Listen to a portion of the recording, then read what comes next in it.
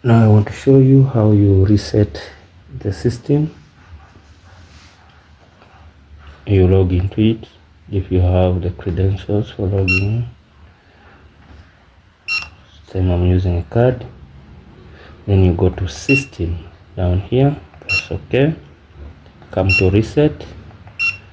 Then you can see you have factory settings and default settings. So if you're resetting it to factory, it goes back to being inactive.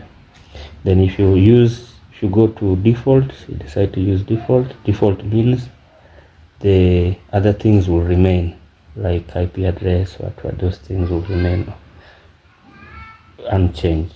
So you can do, try to do default. Let's see.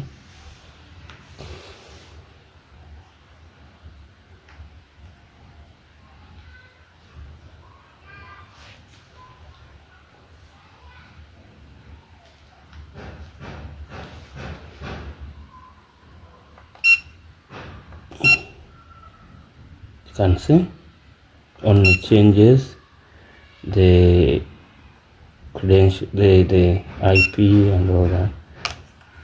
So as you can see, if you do default setting, restoring it to default, when you, yes, it restores it, it removes the fingerprints we had put, the card, you can't now log in using the card and all that, but the password, which the activation password remains.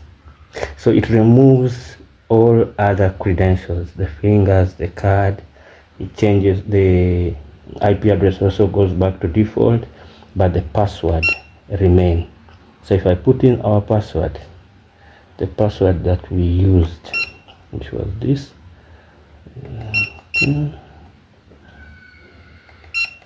the activation password that we used before resetting it to default.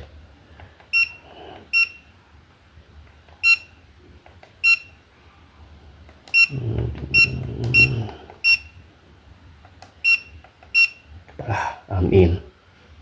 So that is if you reset the system to default. The password, the activation password, remains active. It only resets the users, the credentials, finger, card, okay, finger, card, and other things like IP addresses and the rest. But if you want to reset it to factory completely, back to inactive, you have to do factory reset, which is this.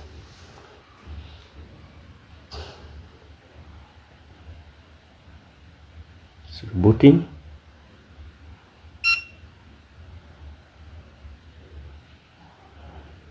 Wait a bit.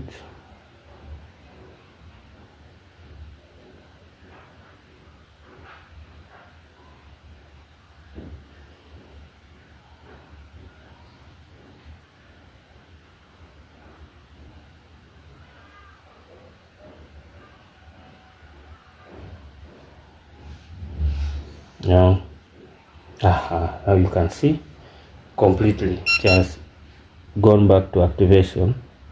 You have to put, now here if I try to put it has gone back to inactive because we did factory reset. If I put in our password, the same password that we were using, the one we used to activate it in the first place, this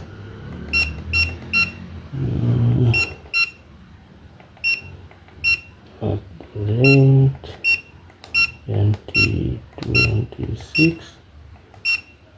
See, it is telling me to put the password again to activate it as if I'm doing it for the first time. That is factory reset.